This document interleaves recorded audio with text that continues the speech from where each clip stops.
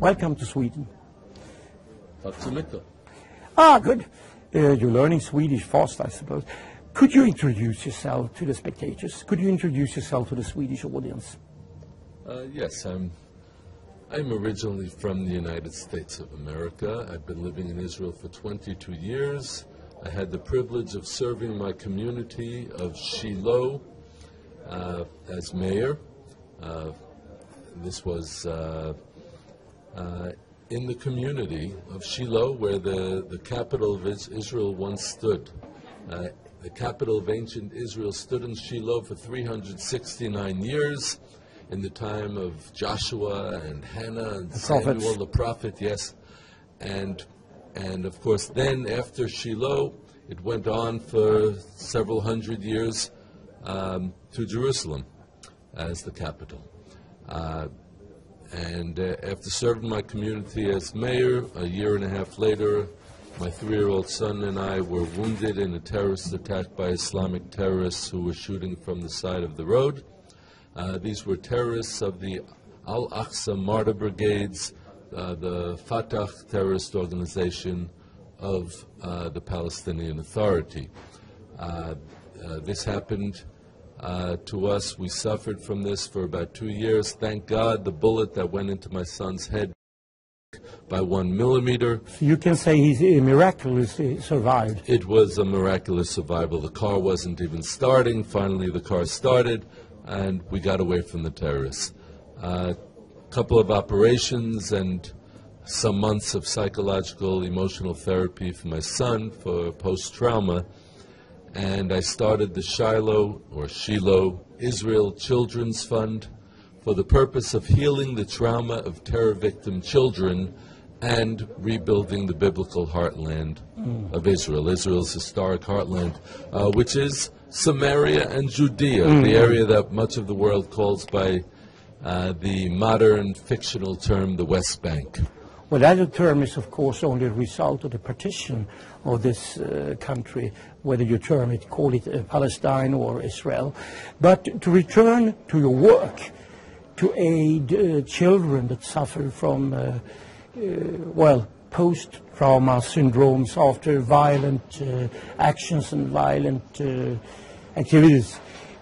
One could perhaps almost say that you've been consecrating your time to aiding these people, or is that a too pompous word? No, I think, well, as long as you're saying it and I'm not saying it, it has indeed become a mission for me, and I've dedicated my life to helping these children who've suffered so much. And we know thousands of children who have suffered from the terrorism. Emotionally, psychologically. Obviously, there are many who've suffered physically and have been shot and wounded themselves or have lost parents. But I'm speaking about the psychological trauma. Mr. Rubin, I'd like to return to other aspects of your career. You were an English teacher back in the U.S., so this reflects some of your work in Israel. You're a very prolific writer. We have here on the table 3 books that you have written. Would you give a short introduction to each one of them? I could add. I was a teacher, a full-time teacher for almost 25 years. I didn't expect it to prepare me. I wasn't doing it to prepare for what eventually happened to us. But the terrorism indeed changed my life. And after that, and once I started the Shiloh Israel Children's Fund and started with my work for the children, I started to get invited to speak to many places around the world to tell my story, to tell the story of Israel, and to tell the story of the return to the heartland of Israel. And that's when I wrote my first book, which is called God, Israel, and Shiloh, Returning to the Land, which tells the story of the journey of Israel from slavery in Egypt all the way to the conquest of the land originally 3,300 years ago, and all of the challenges that we've had in our time from the persecution, living around the world in other countries, and the eventual return to the land and our struggle, the valiant struggle, I might add, of those people who live in the heartland of Israel against all of the terrorism that we faced. One could perhaps say this is a very historic book, both ancient and contemporary history. It's historic, but it's also personal. Personal. It's personal. It's your personal interpretation. It is my personal story of my personal return to my people and my land, as well as the return of Israel to its land. Okay. Your other two recent books, they are dealing more with modern times. The current events. The current events. In this case, even the title tells us that. Yes, the Islamic Tsunami, Israel and America in the age of Obama. It speaks about the Islamic threat to Western civilization, the attempts through terrorism and through more silent, seemingly non-aggressive attempts to change Western civilization from a Judeo-Christian civilization to a predominantly Islamic civilization. That's what this book speaks about. And of course, my most recent book, which is Peace for Peace, Israel in the New Middle East. That title, Peace for Peace, is that an intentional play on words? Well, it actually was more of, it turned out to be a play on words that actually rhymes. But the point is that for 50 years now, Israel has been banging its land for peace head against the wall, or I should say being forced to bang its land for peace head against the wall by various nations in the world. And the point is that Israel cannot make peace by taking its tiny country, which is maybe a fifth of the size of Sweden, and taking that area, handing over its heartland of that area where all of its raison d'etre, all of its historic places are located, and to hand it over to an armed band of Islamic terrorists, which the Palestinian Authority is. You can't do that and have peace. Well, so you hope that this could maybe serve as part of a peace plan, this book? Well, the last chapter of the book, Peace for Peace, is my peace proposal, which is called Peace for Peace. And I lay out the basic points with which I think Israel and its neighbors can achieve a true peace, and a peace for all of the residents of the region that will last and that will work. Thank you, David. I address you as David and not as Mr. Rubin, since I know you Israelis are very informal, like we Swedes. Well, thank you. You can even call me David, which is what I'm known as in Israel. Oh, not David, eller David in Sweden, David. That's right. Jag heter David. Ja, tack så mycket, David. Varsågod.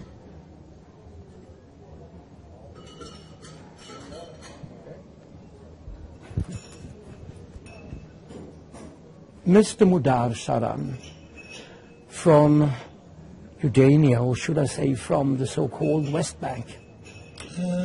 You're Palestinian? Yes, my parents are from Jerusalem, originally. You are a refugee in the UK, United Kingdom, Great Britain. You're a refugee from Jordania. Could you tell our spectators, our audience, who you are shortly, briefly? I am a Palestinian Jordanian political leader. Not there is any difference actually between both the term Palestinian and Jordanian. I also have been advocating civil rights and human rights for the 88% Palestinian majority in Jordan under the Hashemite apartheid regime in Jordan, which does not allow us even a driver's license in our own country. Imagine if you were not allowed a government job in Sweden, your own country. And just because I've been advocating that for a few years, I ended up with a life sentence of hard labor by the king's... 3 years? No, 25 years. Oh. Life sentence. Life sentence. And it's in hard labor just because I've criticized the king.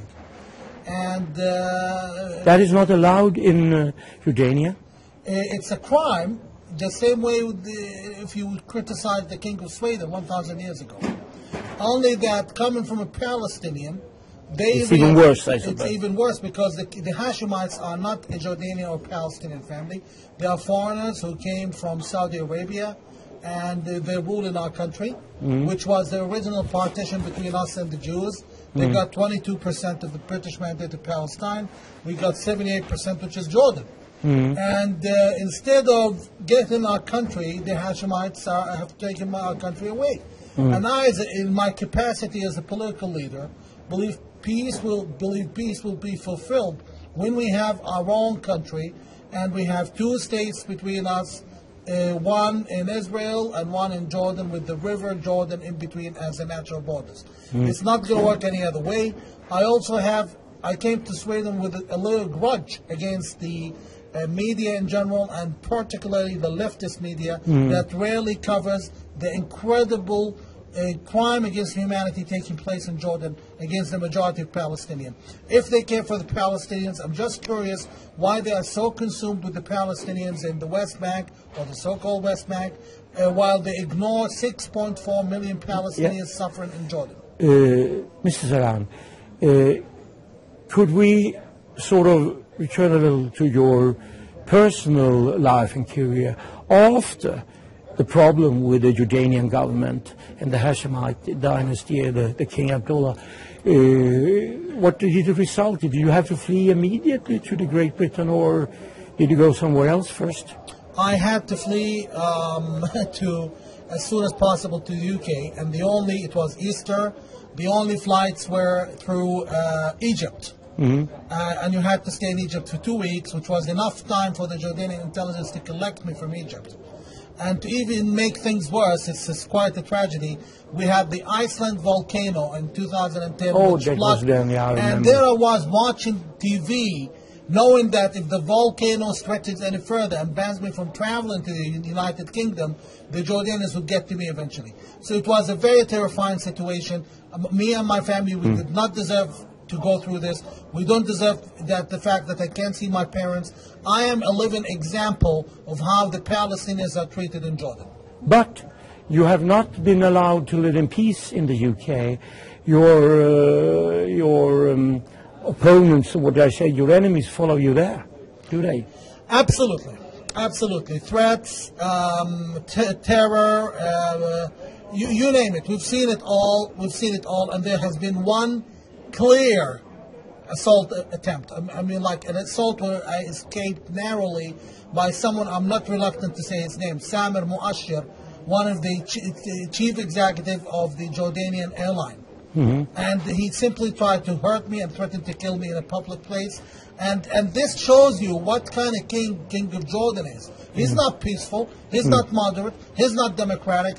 Even though he and his wife show up for the wedding of the Crown Prince of Sweden, they're everything but a modern royal family. They are dictators.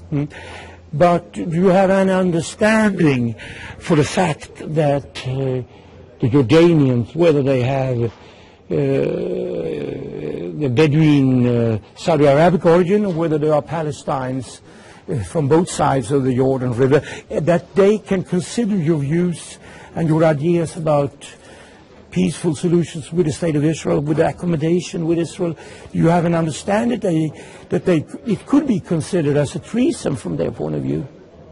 I disagree, because there has been enough evidence. A Yale University professor did a recent study. He's an Arab, so-called Bedouin or East Banker, showing only 8% of the Palestinian majority in Jordan would like to execute the so-called right of return. And also a U.S. embassy in Amman, cable leaked by WikiLeaks, showed that the majority, actually all the Jordanian Palestinian leaders in Jordan would exchange civil rights and human rights for the so-called right of return.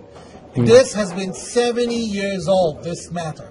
Most people would not move. The chance of us leaving Amman and going back to Tel Aviv and Jerusalem and Haifa is the same chance of the Moroccans and the Africans and the others who came to Sweden 50 years ago picking up and going back to their countries. It's not going to happen. No. It's just common sense.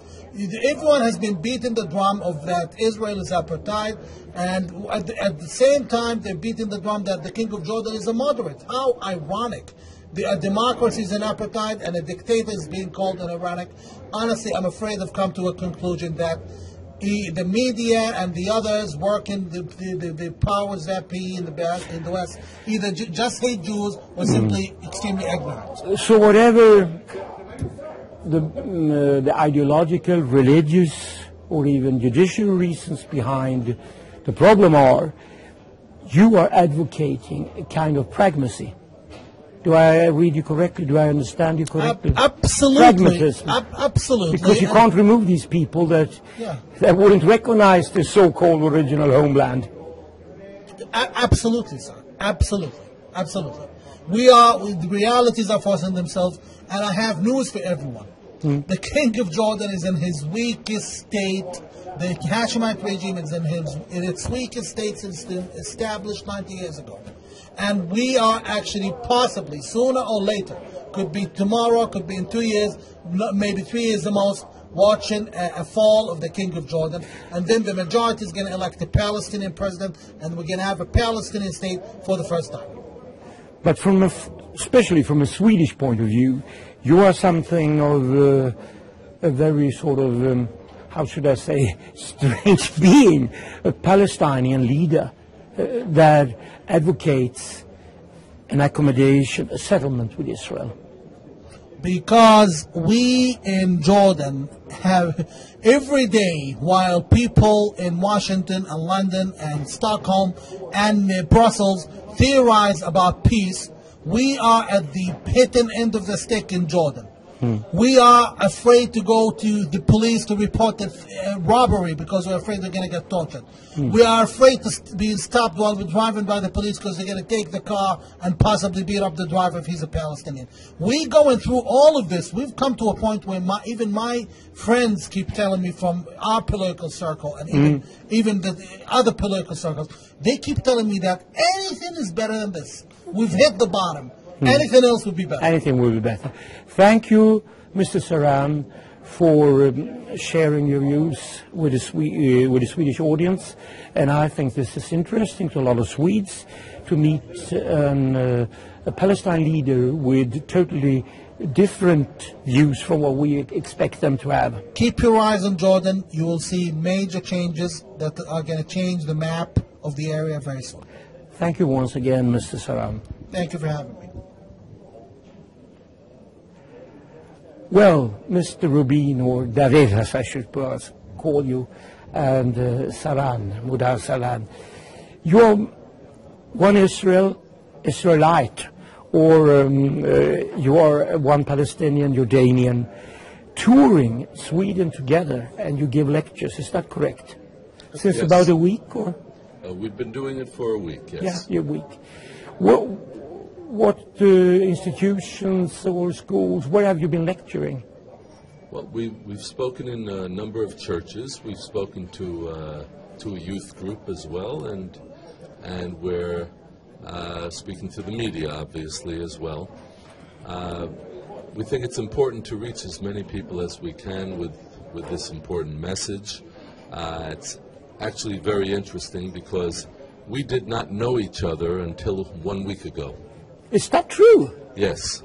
How was it arranged then? Well, we had a Skype meeting, and we spoke on the internet briefly, but we did not know each other personally. This is the first time that we have met, and the truth is, it has really been a pleasure. Obviously, he's coming from a slightly different perspective than I am. But we found that while there may be some differences on I would say 85 to 90% of the issues, we're in agreement. And if our two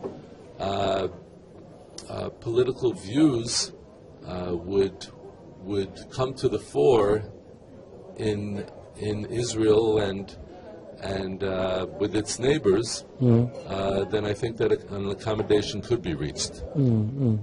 I'm not sure if that's going to happen, but I really believe that the understanding that of the need for a peace agreement that includes Israeli sovereignty from the Mediterranean Sea to the Jordan River, that is the only peace plan that could possibly work. The Palestinian Authority is a corrupt terrorist authority, and there cannot be an agreement with such a violent, hateful force. But there can be an agreement with the inhabitants of the region. The aim, the purpose of this tour, what is it? Could you answer that? Well, I need to explain that when this started, it was not the arrangement of two people who agreed to tour the country. It was actually, the original poster was a face-off. We were supposed to expected us to disagree and to even to argue, okay? And was asked about my temper, if I would get angry or start hitting people. No. But you avoided that, I hope. No, it didn't happen. Not today. It didn't happen. Well, not today, but not yesterday. Today, maybe in the future. Okay. But the thing is, what we see in today is a Palestinian leader, a right-wing nationalist leader. You're talking to someone on the extreme right, Mudar Zahran, and someone in the alleged extreme right of the Israelis, him. Yeah. And suddenly the right-wingers are agreeing. Do I have the right to interrupt you shortly, gentlemen? Because I think, I got my mic here. Thank you still also. I think this is a funny thing that should be observed. From Swedish point of view, if there are extreme Israeli nationalists, they are called right-wing. But extreme nationalist Palestinians are called left-wing. Do you have any comment on that? Also, I find that ironical. Well, Palestinian haters are called extremists, while Israel haters are called liberals. So it's the same story. Yeah. Your comment, David? Yes, I think we need to focus on those who hate and those who love. I mean, what the so-called settlers of Judea and Samaria and Eastern Jerusalem are all about is love, where people who are seeking to raise their families in the historical heartland of Israel. Nobody is looking to hurt anybody. We haven't displaced anybody. If you come to Samaria, you'll see a lot of empty hills and a lot of open spaces, and every Jewish community that was built is built in the historical land of Israel, and not one Arab village has been displaced. So a lot of what you hear is fictions from the real haters, which are on the far left in Israel, and are the Islamic ideologues that are seeking to push their terrorism on the people in the world who only want to live peacefully. And I know many Arabs in Samaria, and they tell me privately that they would just like to live their lives, and that the Palestinian Authority will not let them. The Hamas and the Fatah terrorist organizations that comprise that Palestinian Authority, they will not let them live their lives in peace. I'd like to comment there that you answer here that the question to contravene, to defend oneself and defend the nation against these haters, both ethnic groups, is love. Because I seem to remember, if I read it on your site, that after being exposed to this terrorist action where both you and your son were wounded and your son almost lost his life, you decided to retaliate, but not retaliate with hate or violence, but with love and understanding and compassion. Right. My response to the evil of terrorism was to create the Shiloh Israel Children's Fund, which serves to heal the trauma of terrorism in children, and we are open to all children who suffer from terrorism and need healing. So yes, it was a response that could have reasonably been with anger, or could have reasonably been with depression, but my response was to respond with love and healing, and that's why I started the Shiloh Israel Children's Fund. And actually, if anybody wants to find out more, they can go to ShilohIsraelChildren.org and find out exactly how it all started. Thank you. To return to Jordania and the Palestinians, how do you keep in contact with opposition now when you're forced to hide in the UK? In today's world, with the internet and social media, nothing is actually far. And always Skype is the main medium, and there's also, we've been creating complicated way of them connecting to me over Facebook and otherwise.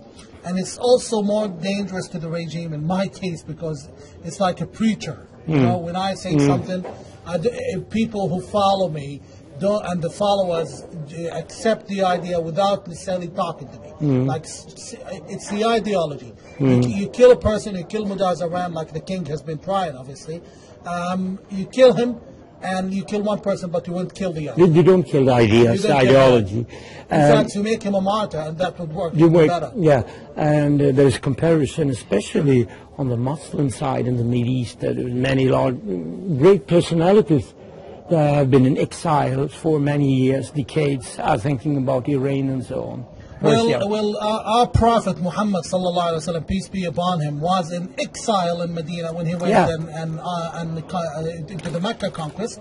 So was Lenin. He was in exile. In Switzerland and so on. Not good examples, maybe in Khomeini. Khomeini was in exile. So the man coming from, the liberator coming from exile is quite a common story. It's quite a All common we story. want is free, liberal, secular state for the Palestinians where it belongs, with a friendly relationship with everyone. We do need the expensive king who has been preaching terrorism and hatred. We do need the terrorist organization called the Palestinian Authority. Thank you. There have been many comments from your opponents, of course, that but you probably they're indicating treason or things, but in your point of view, I suppose you think it's unfair, or how would you comment that they are accusing you of treason, more or less? Well, it's usually you identify a person by who his enemy is. Yeah. My enemy is the king of Jordan. He's been accusing me of treason, etc. So if the king of Jordan is accusing me of treason, and he is the enemy, public enemy number one in Jordan, he's the one who has been we have now in Jordan 165,000 cases of dwarfism in children. They can't find enough food. While our king flies 2 airplanes to Stockholm to have a weekend with his family. 2 airplanes. So you figure people hate the king. I am the enemy of the king through peaceful, legitimate means. So that's enough testimony. Thank you. Jan, just one final question before the interview is terminated. Mr. David, you had an article, I think, was it in December 2013 in the Jerusalem Post, where you wrote about your last book and a peace plan? Well, I've had quite a number of articles. Yeah, article, but there was a recent one where you discussed the process of making Arabs Israeli citizens. I have discussed that quite a bit, and I've written many articles about that. But there was a recent article in the Jerusalem Post. Has received some criticism because you had a 3-point program how to make Israeli citizens of Palestinians, Jordanians on the so-called West Bank or on the West Bank. No, that's actually not correct. The plan has 3 basic points. One is that there should be Israeli sovereignty from the Mediterranean Sea to the Jordan River. Yeah, okay.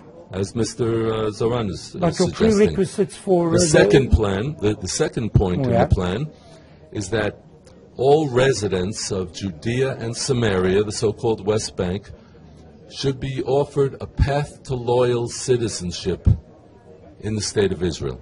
Okay, now that's it. Your description of it is that it's a path to loyal citizenship. Or rather, I've considered it as a very long and harsh and difficult way before they can qualify. 2-3 years of study of Jewish religion, Zionism, and long and harsh are adjectives that aptly describe the torture in the Palestinian Authority and the terrorism that they inflict on civilians. What I'm talking about is a reasonable path to loyal citizenship. No free country has an obligation to have people living within its borders that are hostile and want to overthrow that country. Well, one could understand your concern for that, but what I propose is a course in Zionist Jewish history and civics, and an oath of loyalty to the State of Israel and national service, just like every other citizen has to perform. That's not unreasonable. Thank you. Due to lack of time, we have to terminate this interview, but I said it was the final question. But I would like, is there some kind of statement, very short, that could be put in 1 or 2, 3 sentences where you do agree? Something very sort of basic for a peace process. Yes. Please correct me, David, if I'm wrong. I think David and I, coming from 2 different backgrounds, agree. We both want, as representative of our peoples, we both want human rights, democracy, proper secularism for everyone in that land, with a sovereign Palestinian state and a fully sovereign Israel that lives in peace and within its Jewish identity unquestioned. Thank you. Yeah.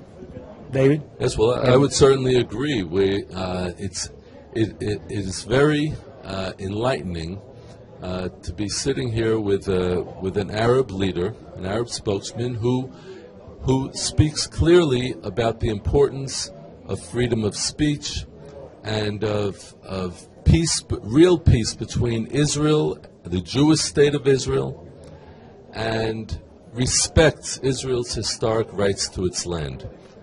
For me, that is the most enlightening thing of all of these discussions that we've been having. Thank you, David. Thank you, David Rubin, Mudar Zahran. And thank you once again, gentlemen, for granting me this interview. And I wish you all luck with the rest of your tour here in Sweden. Well, thank you for having us. It's been a pleasure.